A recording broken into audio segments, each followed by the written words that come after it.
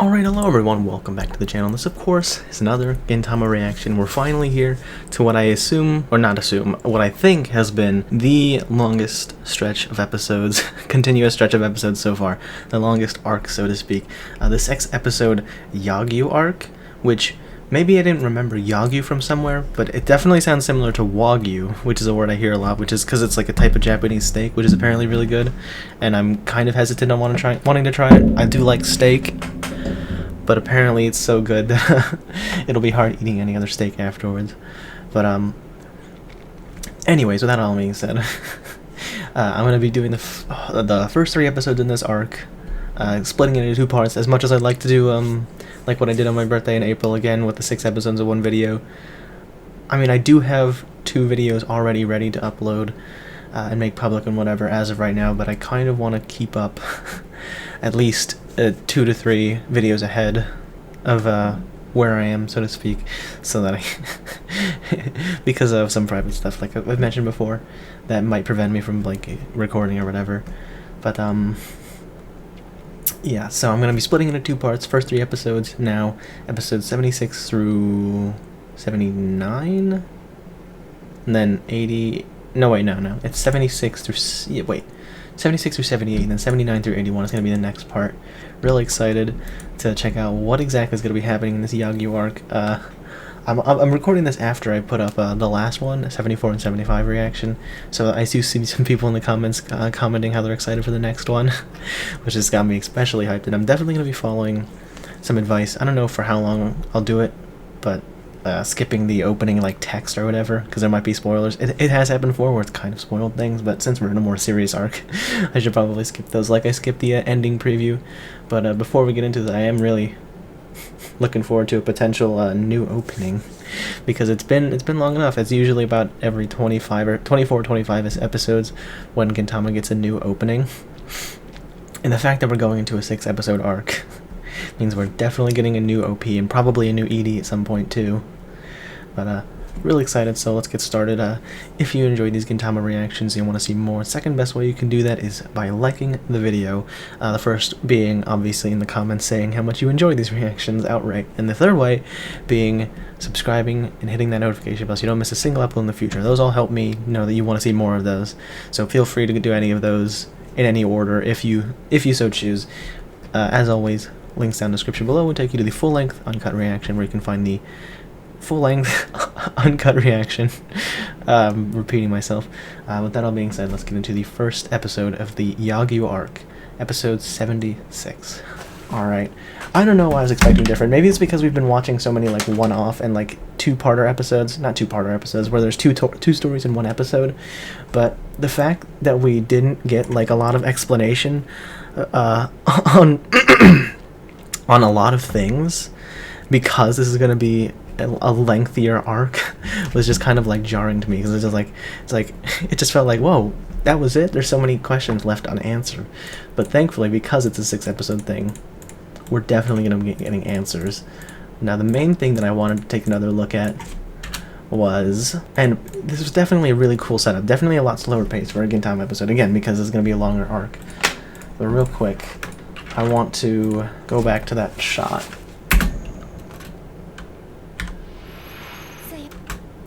Background goes black. Oh, Ty looks so sad. I feel bad for her. She says tearful goodbye. Everyone's looking. It was specifically just Kondo, Kagura, and Gintoki, which is an interesting choice of characters. And then Gintoki slowly reaches forward, even though it's not very detailed because of the quality of the video that I'm watching, but also because he's more in the background. But he's clearly very concerned reaching forward like that.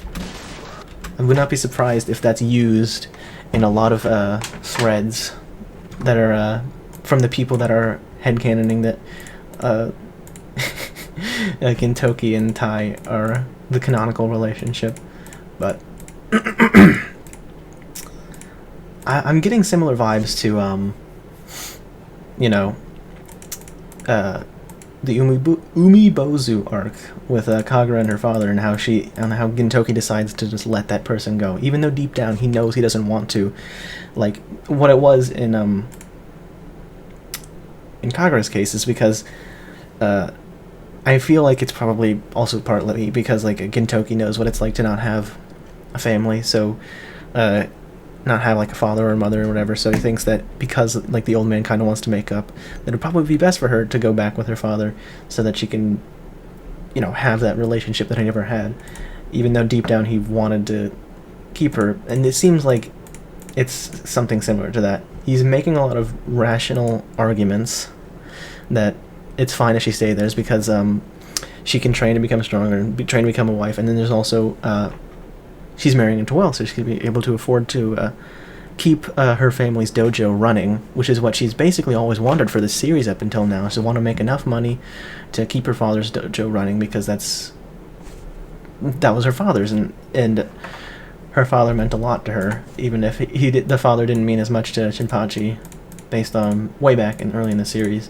So it's logical, but the thing about like people is that we're not very logical, and that's why we're now all showing up. Like Gintoki, even after not even sitting on it for too terribly long, I don't think.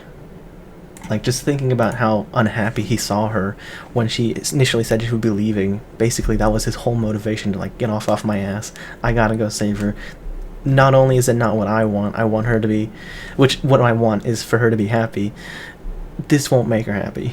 I want her to be happy and to be able to do what she wants in her own way and not be forced into something, you know what I mean? And I think the whole Yagyu's reasoning, that being, you promised me when I was a kid, is like really flimsy, because that's at the least probably like 10 or so years ago, which is a long time to keep a promise. It's a really long time to keep a promise, especially when you're that young. Keeping a promise for that long, when it's something like that too, when it's something like that can change a lot over the course of your life, like on who you want to marry, because yeah, so I think it's really flimsy. I want to see more of Kyubei's, because right now I am interested. I think he's kind of cool because he's really strong, and I'm curious. He's a badass design. I love his eye patch and his ponytail and his whole like white coat.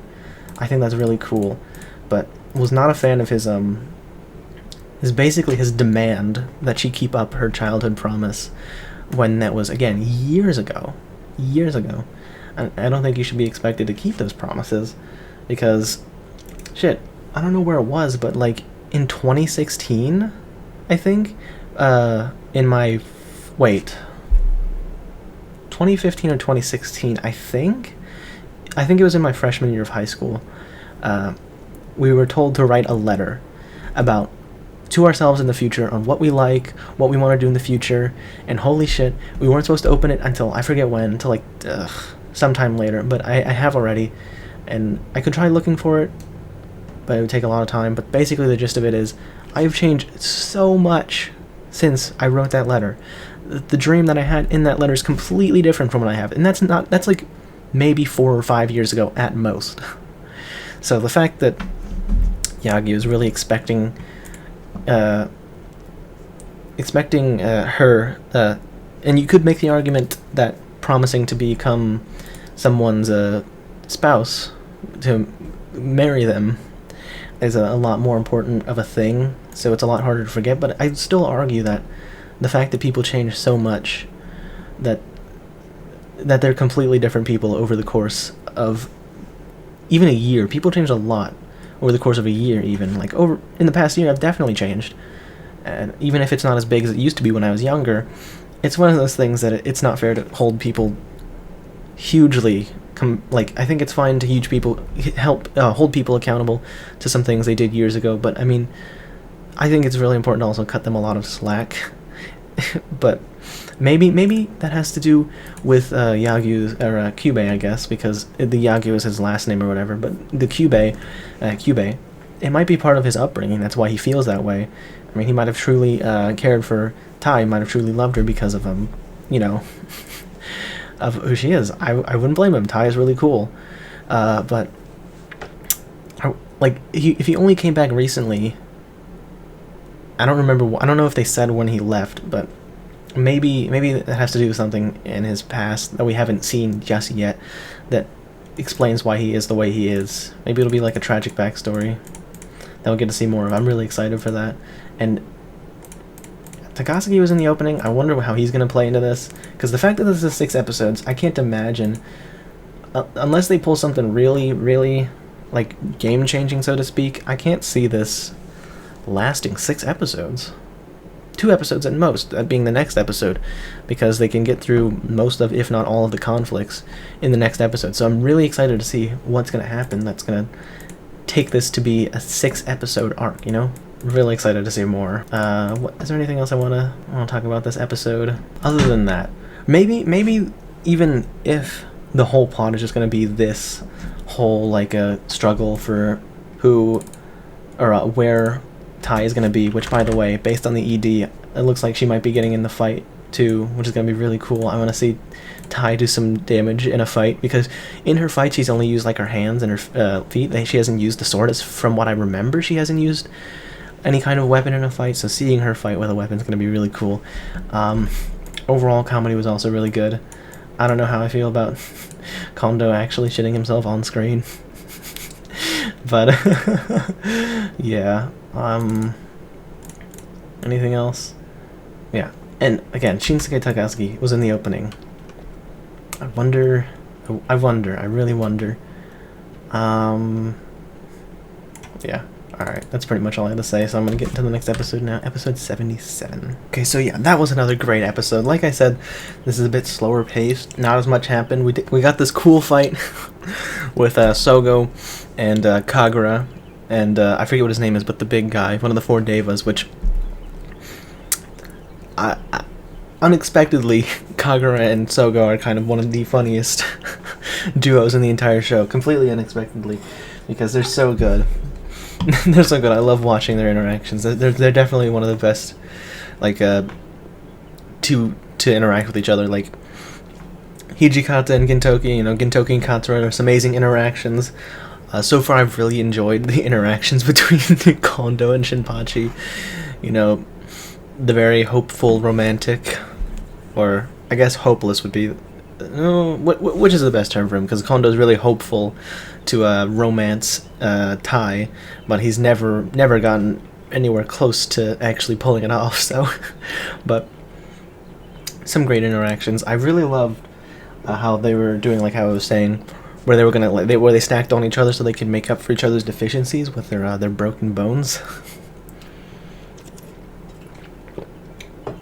And it kind of reminded me of Gurren Lagann, when Simon and Kamina combined.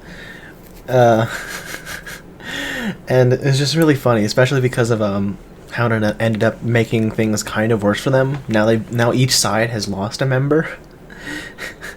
And the reason they sort of lost is because, unlike in, say, Gurren Lagann, where the gunmen combined in their sort of like neural workings or whatever, combined, so it's basically, even though there's 2 sets of controls, they were synchronized and they worked together, which, by the way, I just realized, they were in Gurren Lagann, they were probably called gunmen. The mechs were probably called gunmen, because it sounds kind of like Gundam. But that's neither here nor there. But in this situation, when they were on top of each other, there's no, like, coordination or synchronization between the 2 of them. This is kind of like a last minute, like, hey, what if I put you on my shoulders? Then we'll make up for the fact that you have a broken leg and I have a broken wrist. So I like how it was kind of slightly hyped up to be a really badass moment, even by me. I was really excited to see them be badass, but then they brought you back down. It's like, no, realistically this wouldn't work, and instead it would just be really funny. Which it was. Which is why I loved it so much. What else we got in this episode? Hijikata and Kagura were also an unexpected funny duo, so were Gintoki and Sogo. Those are an interesting duo, and I was already kind of interested in seeing what kind of dynamic Sogo and Gintoki would have ever since Sogo started calling Gintoki boss, or Dana, I think it was. Because that's a really interesting little detail, is that after Gintoki beat Hijikata in a fight, Sogo ever since then has been referring to him as boss. Which is really funny.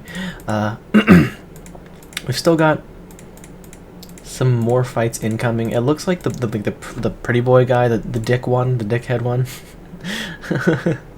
I don't think he's out of the fight yet, but he's not currently fighting. He was kind of beaten up by Sogo. I'm sure he has not revealed his true power. He still has his plate. And then there's the slick back hair guy who's fighting Hijikata. But the big guy, he's out, and so is Sogo. It's going to be really interesting to see the way this match progresses in the future. And if they're going to keep focusing on, like, 1.5 fights per episode, because that's really what this was. It was mostly just 1.5 fights, and a bit of a more, like, talking whatever in the first half. But if it's going to be kind of like that for the next few episodes, I can kind of see how this would be a 6-episode arc and not have any, like, huge, crazy, like, twists that will greatly affect the entire country. It could still happen, but if they don't do that, that'll still be really interesting, and especially when you start wondering how the story will progress further as we go along, because the past few series arcs have all been like huge country spanning, like this will affect the way the country is. I mean, obviously they haven't really shown much of like the aftermath of that sort of thing, because it's, for at least for Gintama, it's not important. Oh yeah, that's right, the grandpa, he's gonna be part of the fight too. That's gonna be really an interesting fight. My prediction is gonna be that Tai and Kyubey are gonna be fighting each other at some point. Maybe it might be with or without the plates, I don't know, but that seems like it would be the most appropriate way to have it. That would be the most, like, it'd probably be the best emotional climax, is to have those two go at each other, but then, like, the final boss is the grandpa, who nobody can beat, and that's the one that Gintoki beats, so that the main character gets a cool win. Because, I mean, you gotta give the main character some cool moments too, even if the side characters do get the more emotional one, I guess you could say. I don't know, but yeah. And real quick, I found it, the letter I wrote to myself back in 2016. The specific date was, oh wow, hold on a second. Okay, well, not necessarily, because it's because I wrote this August 15th, 2016. So, that was 5 years ago, almost 5 years ago. It will be 5 years ago on August 15th this year, and I'm not gonna read the whole thing because it's very embarrassing and terribly cringy. Oh man, I used to want to be I used to want to be an animator, even though it's incredibly time consuming, and I'm also terrible at drawing. Oh no, I unironically used the word interwebs. I used to think all emojis were dumb, period. Because you know how people, like, blindly hate on emojis, and, like, to be fair, they can ruin things, like in the captions of videos, but they're not all bad. Jesus. Oh no, I was legitimately debating at the time between quote-unquote console peasantry and PC Master Race. No. Oh, this is so bad, this is so embarrassing. But I'm PC, by the way. I still occasionally use consoles. I don't argue about that because it doesn't matter to me. Play whatever you want to play on. Oh, and I have a whole, oh my god, I have a whole list of YouTubers that I used to watch in 2016, and hold on a second. There are 24 YouTube channels in this list that I wrote down, and I only regularly watch about I only watch maybe like 4 or 5 of these channels on this list are still like channels that I actively watch their new videos, or at the very least binge watch a lot of their old videos. This is insane. Oh my god. Yeah, I'm not gonna go into it, but Jesus. I was really excited for Watch Dogs 2. I've never beaten it. I'm kind of working on it now. Oh no! I used to want to do a fan dub of Shrek called Shriek by myself. No! And the same thing for the Bee Movie. Oh my god. Yeah, other than saying I apparently wanted to be an animator in the future, I also at the end said I just wanted a paying job so I could fuel my gaming habits. Jesus. It's disgusting. I don't want to look at that letter ever again. maybe 10 years in the future, I'll look at it again. But Jesus, but that just goes to show you how much things have changed within like me as a person over the last 5 years. But let's get into the last episode for this recording session, episode 78. There is a lot of things I need to look up real quick, but this is a great episode. Okay.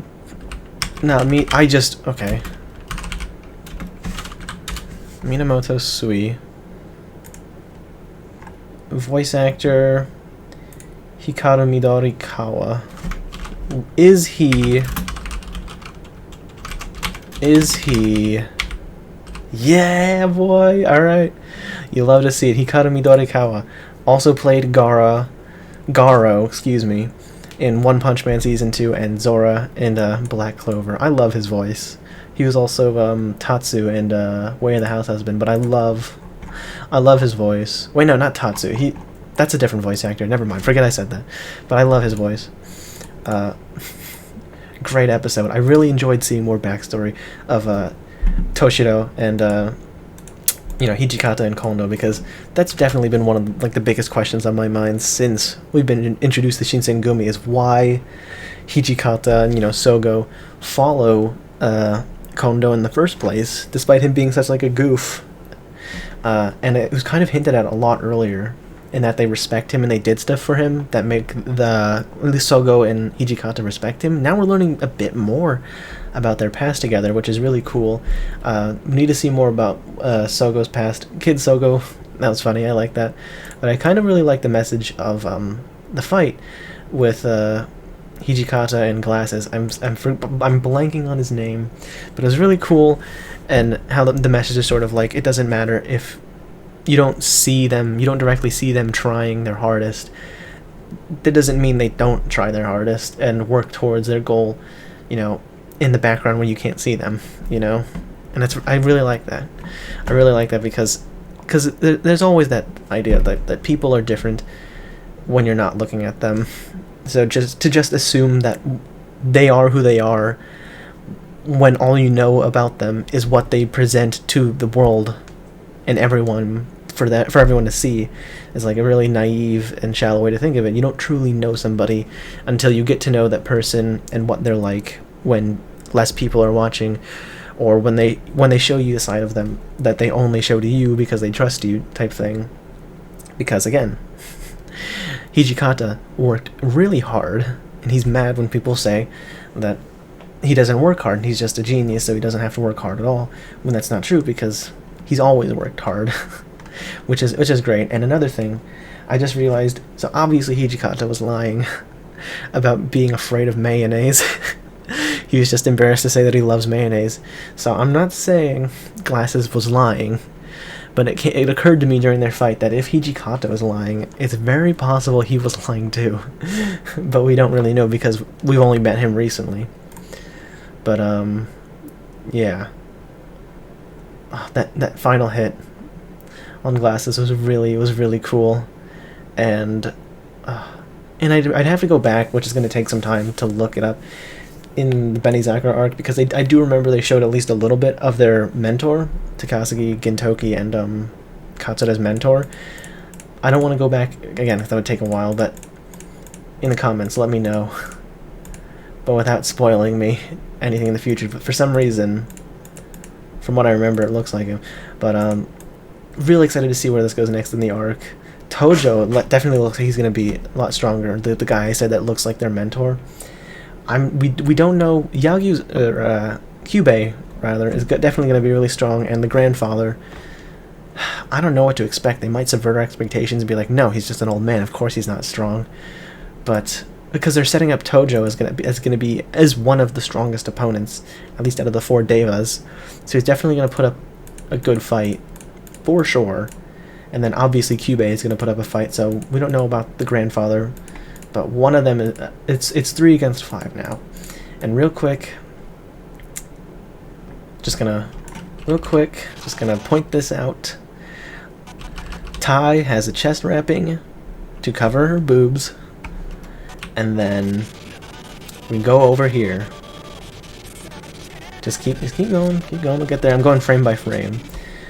Here we've got Cube. I assumed nothing was suspicious because there's nothing wrong with this camera angle and having it not show the chest where those chest wrappings like Tai had would be, but then right at the bottom, near the lyrics, you can see the chest wrapping.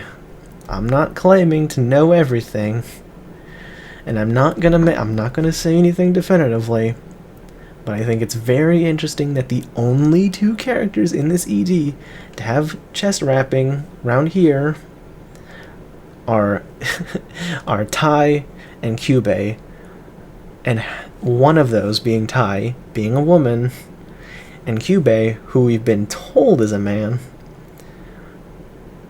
but that it is now being not necessarily questioned, but rather in question as to how long that's been true, so to speak, because, oh boy, alright.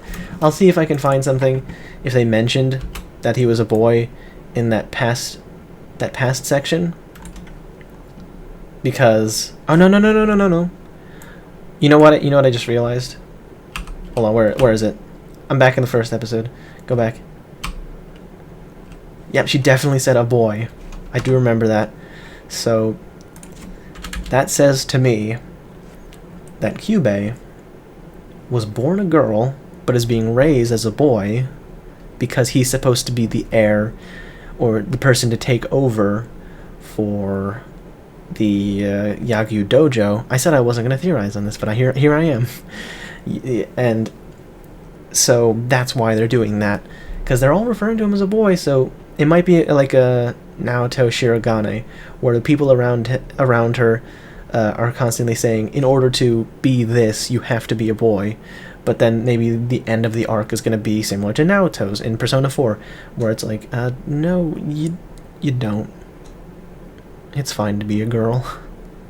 Yeah, it might just be a case where it's similar to Naoto's story in Persona 4 with the whole, it's okay, you can still achieve your dream while being true to yourself, that being a girl, if that's what you want to be, if you want to, because it's fine either way, honestly, but who's to really say, except for you guys, because I don't know yet, because I haven't watched it. I'm really excited to keep watching this arc, though. It's been really a lot of fun so far. Lots of cool stuff. I can't wait to see how it's all gonna, like, end off in the end, because, again, this is the longest arc in this series so far, so it's got to be good. It's got to be good. And judging by some of the comments in the 74 and 75 reaction, it's gonna be a lot of people looking forward to this reaction, so I can't wait to see how it ends. But that's all for this episode. Thank you for watching. If you enjoyed this video, make sure to hit that like button, subscribe, turn notifications on, so you don't miss a single upload in the future. I lost my train of thought for a second. Thank you once again for watching. Peace.